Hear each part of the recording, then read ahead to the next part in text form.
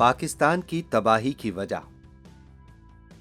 मेरे एक दोस्त हैं, उनसे तकरीबन 15 बरस बाद गुजरात में मुलाकात हुई। मैं यहाँ उनका फर्जी नाम नजीब इलाही इस्तेमाल करूंगा। ये पहले लाहौर में रहते थे, लेकिन क्या वजूहात थी कि ये गुजरात में आकर बस गए। 15 बरस कबल जिस नजीब इलाही को मैं जानता था, वो एक निहायत खुशबाश, मुतहर्रिक और कामयाब कारोबारी शख्स था। लाहौर में उनका वसी कारोबार और हल्का अहबाब था। फिर ये अचानक मंजर से गायब हो गए। अब जब दोबारा इनसे 15 बरस बाद मुलाकात हुई है तो एक बूढ़े, चिड़चिड़े और मायूस इंसान से मिल रहा था। ये अपनी उम्र से 20 साल बड़े लग रहे थे। मैं उन्हें ताज्जुब और हैरानी से देख रहा था। नजीब साहब के 5 बच्चे थे, 3 बेटियां और 2 बेटे, लेकिन अब उनका ये हंसता बसता घर उजड़ चुका था। बीवी ज़हनी मरीजा बन चुकी थी, एक बेटी को तलाक हो चुकी थी और 2 बेटियां बिन ब्याही घर बैठी थी।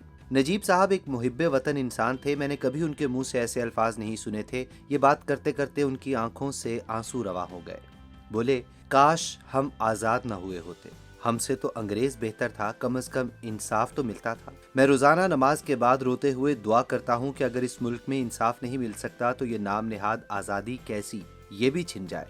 क्या पता गैर हमें इंसाफ दे सकें। मुझे उनकी बात सुनकर अपने दादाजी की बात याद आ गई। उनके जमाने में गुजरावाला में अंग्रेज डिप्टी कमिश्नर होता था। वो महफिलों में दावा करता था कि अगर किसी गधे के गले में सोने का हार डालकर छोड़ दे और अगर कोई चुरा ले तो उससे आकर ले लेना। खैर, बात नजीब साहब की हो रही थी। 15 बरस कबल उनका बड़ा बेटा जो कॉलेज स्टूडेंट था, मामूली सी चपकलिश पर कत्ल हो गया। दिन दिहाड़े घर में घुसकर माँ के सामने बेटे को कत्ल कर दिया। नजीब इलाही भी गरीब आदमी नहीं थे। उन्होंने बेटे के कातिलों को सजा दिलाने की पूरी कोशिश की, लेकिन कातिल बाअसर और ताकतवर लोग थे। पुलिस ने एक जानिब बाअसर और ताकतवर कातिलों से साजबाज कर रखी थी तो दूसरी जानिब मकतूल के वरसा से भी पूरा फायदा ले रही थी। नजीब इलाही पूरी कोशिश करते रहे, बेहतरीन वकला की खिदमात ली, लेकिन मुखालिफ सियासी एतबार से भी तगड़े थे और अपने कातिल बेटे को हर सूरत बचाना चाहते थे। कोई भले कुछ भी चाहे, अगर आपका निजाम इंसाफ मजबूत है तो फिर मजलूम को इंसाफ मिलकर ही रहता है। लेकिन यहाँ मामला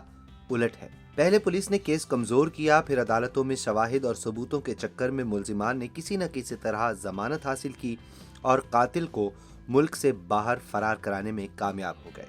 ये निज़ाम इंसाफ की नाकामी थी। हमारे यहाँ अक्सर करप्शन के मुल्जिमान को एग्जिट कंट्रोल लिस्ट में रखा जाता है, लेकिन कत्ल जैसे घिनौने जराइम में मुलविस मुजरिमान बआसानी मुल्क से फरार होने में कामयाब हो जाते हैं। नजीब साहब के बेटे का कातिल फरार होकर मुल्क से बाहर चला गया। पैसे और सियासी ताकत के जरिए तफ्तीश और केस खुड्डे लाइन लगा दिया गया।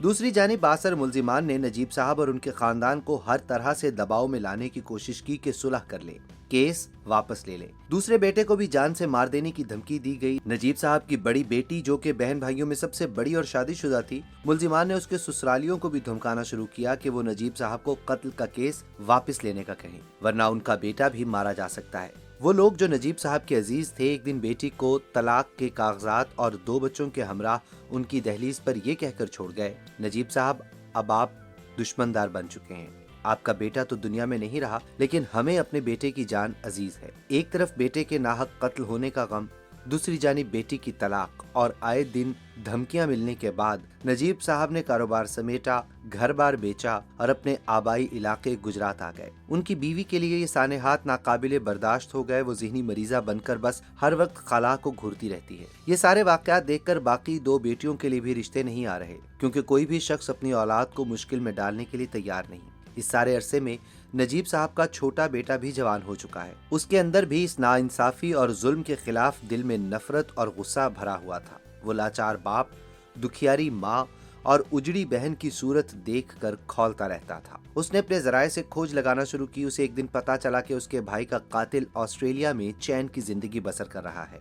इस सारे अरसे में वो कई बार पाकिस्तान आकर वापस चला गया। पुलिस और अदालतें उसका कुछ न बिगाड़ सकी।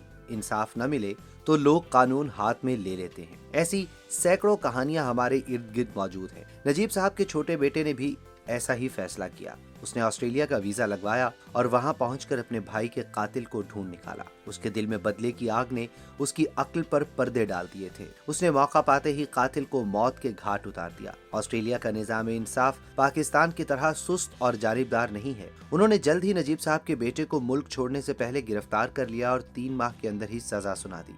अब वो ऑस्ट्रेलिया में उम्र कैद की सजा काट रहा है। ان کے بیٹے نے اپنے بھائی اور باپ کا بدلہ لے لیا، لیکن اصل دنیا تو نجیب صاحب کی اجڑی، جن کا ایک بیٹا قتل ہو گیا، دوسرے نے قانون ہاتھ میں لیا اور دیار غیر میں عمر قید کی سزا کاٹ رہا ہے۔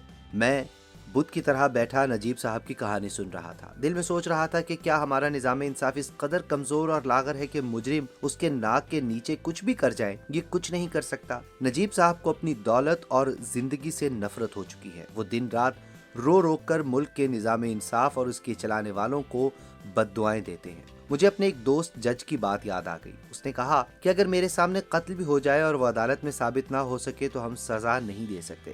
میں نے کہا کہ ایسا کیوں؟ تو ان کا کہنا تھا کہ عدالت گواہوں اور ثبوتوں پر چلتی ہے۔ ہمارا نظام تفتیش اور قوانین اتنے کمزور ہیں جس کی وجہ سے بڑے بڑے مجرم سزا سے بچ جاتے ہیں۔ اپنے دوست جج کی یہ بات اور نجیب صاحب کی کہانی نے مجھے سن کر دیا تھا، کاٹو تو لہو نہیں۔ لیکن ابھی بھی میرا اعتماد اس ملک اور عدلیہ سے نہیں اٹھا۔ میری اپنی پارلیمان سے اپیل ہے کہ وہ سیاسی لڑائیوں سے نکل کر قانون سازی پر توجہ دیں تاکہ عام آدمی کو انصاف مل سکے۔ دوسری اپیل اعلیٰ عدلیہ سے ہے کہ وہ ایک سو موٹو عام آدمی کو ملنے والے انصاف پر بھی لیں تاکہ آئے روز انصاف کا قتل نہ ہو۔ اگر لوگوں نے اسی طرح قانون ہاتھ میں لینا شروع کر دیا تو پھر آپ کا دروازہ کوئی نہیں کھٹکھٹائے گا۔ یہ اور اس طرح کی ویڈیوز دیکھنے کے لیے ہمارے چینل کو لائک کیجیے، سبسکرائب کیجیے اور اپنے دوستوں کے ساتھ شیئر کیجیے۔